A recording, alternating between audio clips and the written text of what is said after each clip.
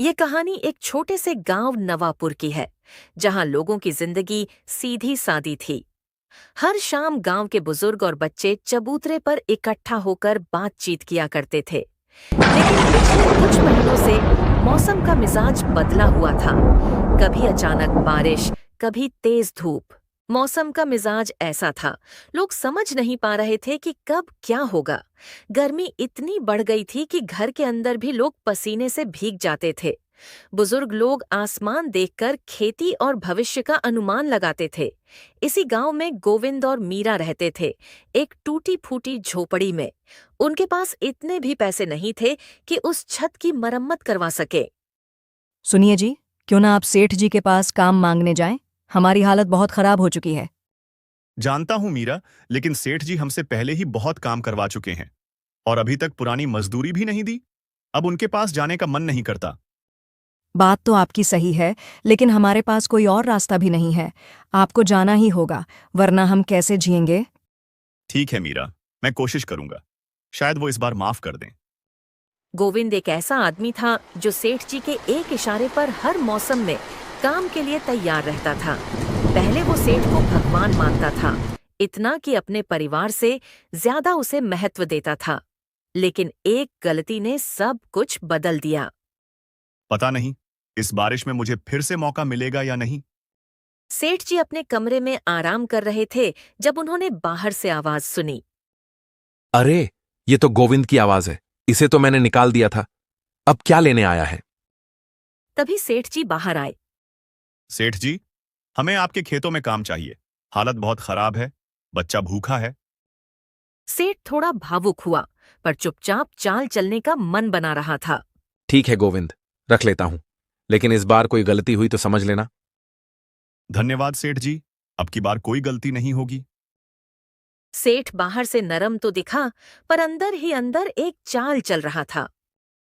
अब की बार तुझे ऐसा सबक सिखाऊंगा कि फिर किसी खेत में काम करने के लायक भी नहीं रहेगा। घर आकर गोविंद ने मीरा को बताया। सेठ जी ने फिर से काम दे दिए हैं, पर बोले हैं एक गलती भी हुई तो निकाल देंगे।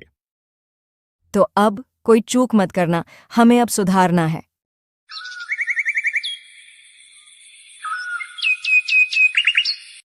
अगले दिन से गोविंद ने खेतों में काम शुरू कर दिया। मन लगाकर उसने पूरा खेत जोत दिया, पर एक गलती हो गई। वह नाला बनाना भूल गया।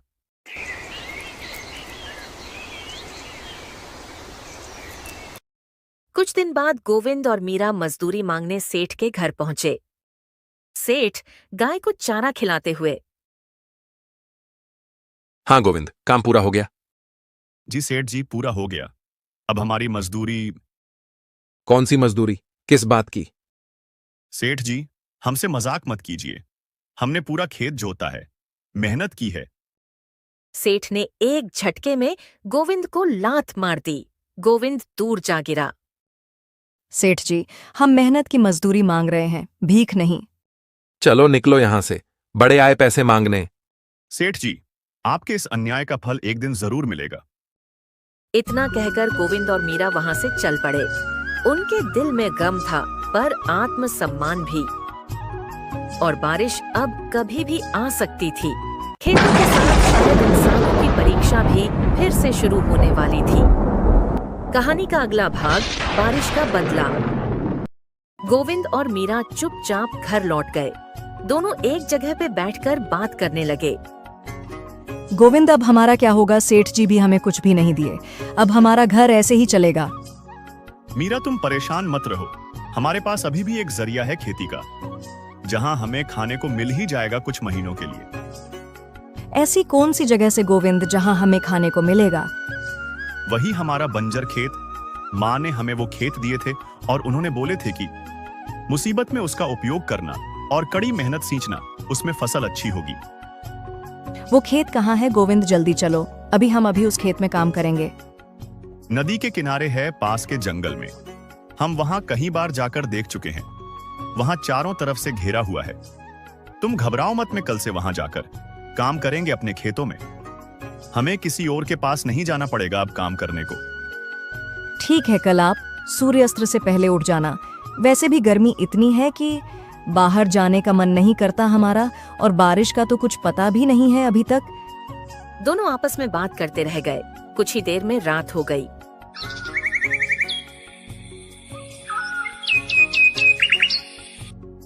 सुबह होते ही गोविंद जल्दी से उठकर खेतों में जाकर काम करने लगा। दिन भर मेहनत करने के बाद तभी उसकी पत्नी मीरा आई खाना लेकर।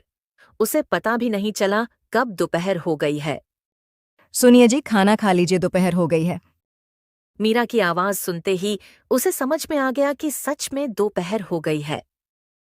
मुझे तो पता भी नहीं चला काम करते करते।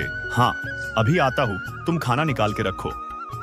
मीरा खाना निकाल के रख दी तभी गोविंद आके बैठ गया उसके पास। मीरा, लगता है आज तुम बड़े प्यार से खाना बना के लाई हो हमारे लिए। हाँ जी, आज तो खुशी की बात है। आज से आप अपने खेतों में काम करेंगे। तुमने सही कहा मीरा। आज मुझे भी लग रहा है कि अपने खेतों में काम करके कैसा लगता है। बस इसमें पानी डाल देता तो काम करने में और आसानी होता। गोविंद, भगवान की महिमा रही तो क्या पता आज ही बारिश हो जाए। तुमने तो सही कहा मीरा। ऐसा हो गया तो हमें मेहनत करने की ज्यादा जरूरत नहीं पड़ेगा। इतना बोलकर गोविंद खाना खाने लगा। कुछ ही समय में खाना खा लिया। अब मैं चलती हूँ, आप अपना काम खत्म करके जल्दी से घर लौट आना।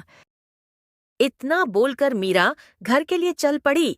तभी गोविंद भी अपने काम में लग गया। वापस से अच्छे से काम करने लगा। शाम होते ही गोविंद चल पड़ा। घर पहुंचकर गोविंद मीरा को बताने लगा। मीरा, आज मैंने खेत का काम तो कर दिया हूँ। बाकी जो बचा हुआ है वो सब कल तक हो जाएगा। बस बारिश का ही इंतजार है। मुझे लग रहा है आज ही बारिश हो जाएगी और कुछ ना कुछ तो अनर्थ होने वाला है सेठ के साथ में। ऐसा क्यों लग रहा है मीरा? सेठ का आज नहीं तो कल उसका फल निश्चय मिलेगा।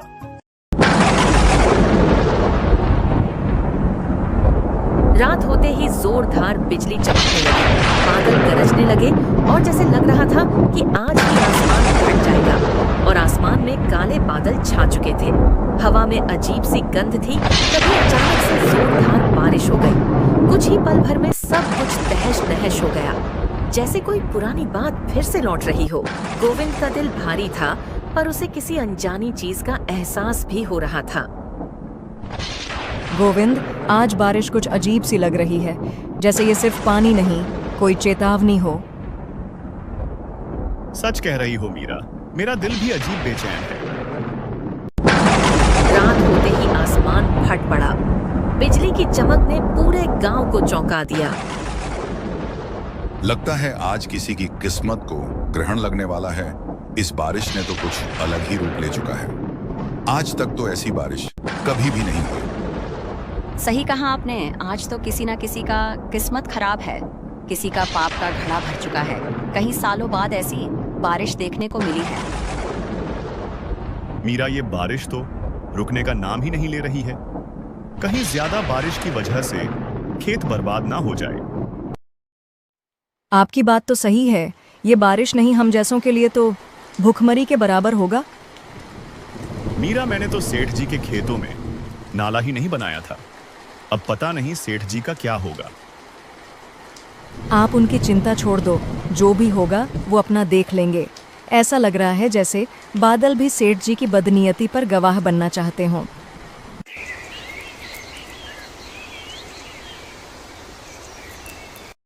अगली सुबह गांव में एक सनसनी फैल गई। सेठ लालचंद के खेत पानी में डूब चुके थे। पूरा खेत, जहां गोविंद ने मेहनत की थी, कीचड़ और बर्बादी में बदल गया था।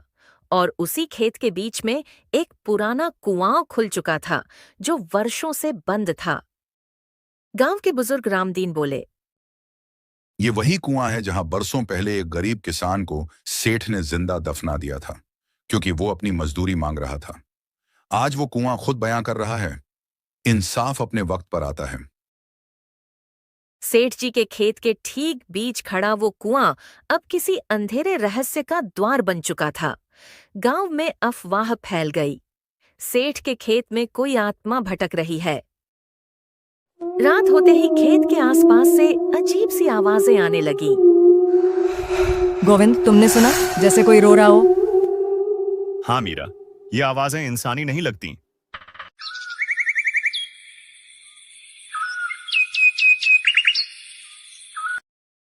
अगले दिन गांव के कुछ नौजवानों ने देखा सेठ जी पागलों की तरह खेत में खुद से बातें कर रहे थे, कभी हंसते कभी रोते। उनका चेहरा पीला, आंखें लाल और शरीर कांप रहा था। मैंने कुछ नहीं किया, मैंने कुछ नहीं किया। वो खुद गिर गया था कुएं में। वो वापस क्यों आया है? लगता है ये खेत अब इंसानों से नहीं, उनके कर्मों से बोल रहा है। वक्त इंसाफ जरूर करता है, चाहे देर हो जाए। गांव में अब एक नया डर फैल चुका था। सेठ लालचंद का खेत अब शापित खेत कहलाने लगा। गांव के लोग वहां जाना छोड़ चुके थे और उधर गोविंद को गांव वालों का समर्थन मिलने लगा।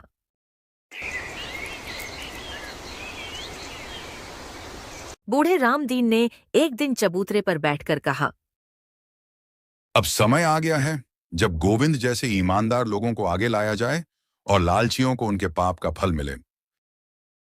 जहां सच्चाई धीरे धीरे बाहर आ रही थी और गांव के इतिहास की पन्ने खुलने लगी थीं। शापित खेत।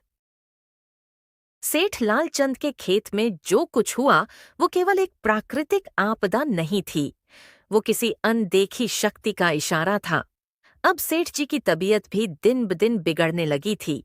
उनके चेहरे पर हमेशा डर, आंखों में बेचैनी और हर वक्त किसी अदृश्य साए का एहसास बना रहता था।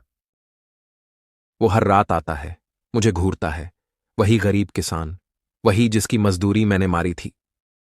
गोविंद, सुना है सेठ जी का हाल बहुत बुरा हो चुका है। उन्होंने खाना पीना तक छोड़ दिया है।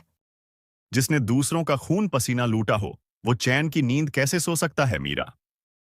उधर गांव में एक बुजुर्ग महिला दादी श्यामा, जो वर्षों से साधना करती थीं, उन्होंने कहा, ये सिर्फ श्राप नहीं है, ये इंसाफ है उस आत्मा का जिसे जिंदा दफन किया गया था। जब तक सेठ जी अपने पापों को स्वीकार नहीं करेंगे, ये खेत और ये गांव चैन से नहीं रह पाएगा। क्या कोई रास्ता है उस आत्मा को शांत करने का? हाँ, एक ही रास्ता है।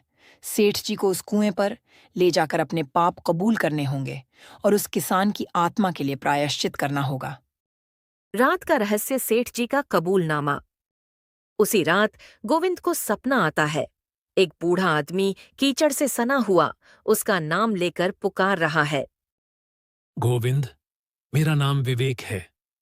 मेरी रूह इसी मिट्टी में सड़ रही है। मुझे इंसाफ चाहिए। मेरा नाम इस खेत में लौटाओ। मेरा अपमान धो डालो। गोविंद हड़बड़ाकर उठते हुए, मीरा, मैंने उस आत्मा को देखा। वो कुछ कह रहा था। उसका नाम विवेक था। क्या ये वही किसान है जिसकी आत्मा अब लौट आई है? पता नहीं मीरा, शायद वो वही हो।